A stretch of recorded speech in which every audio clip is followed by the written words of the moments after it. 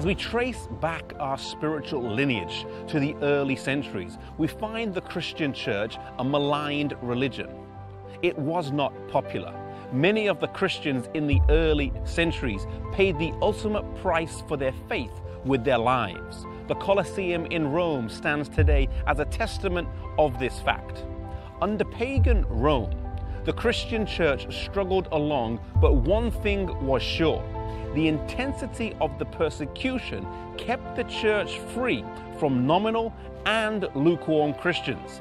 If you were a Christian, you had to be all in. There was no middle ground. But in the 4th century, an event would come along that would change all of that dramatically. The conversion of Constantine changed the course of history for the whole of Christendom, and the roots of that come down here to York, England. In 306 AD, Constantine was declared emperor here. His father, Constantinus, was in Britain from 305 to 306 AD, and Constantine was with him until his death. He was then declared emperor, but it was not to be a smooth sailing. There were counterclaims to the emperorship from Licinius and Maxentius. And it was before a battle with Maxentius that Constantine felt he needed more help than just the soldiers he had, and so he sought the help of God. He believed he saw a cross in the sky and heard the words, "By this sign you shall conquer."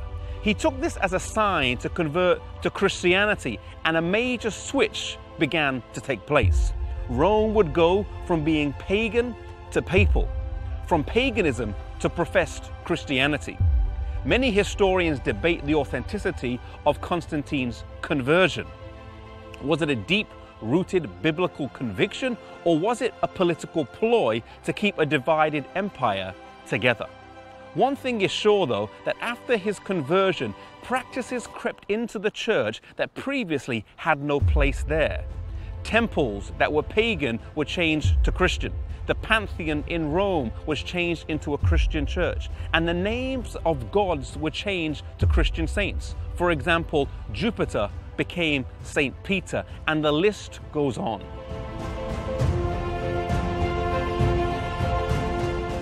While some were happy for these changes and welcomed the lack of persecution and their newfound status, there were many Christians all over Europe who resisted these changes. For them, the persecution continued as they stayed out of line with the Mother Church.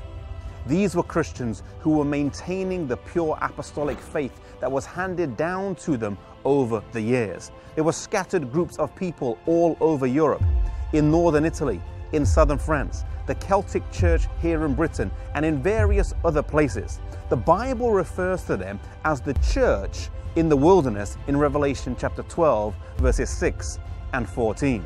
They were not always the biggest, they were not always the largest, but God would always have a people that were true to Him and that were faithful to His word. And so from this point on, two branches of the church would emerge. The recognized, the mainstream, but the compromised church, and then the persecuted, often the smaller, but the pure church. The question for us today is, which one of these two are we a part of? May we never compromise truth for popularity. May we be faithful to God and to His word, no matter what the situation is.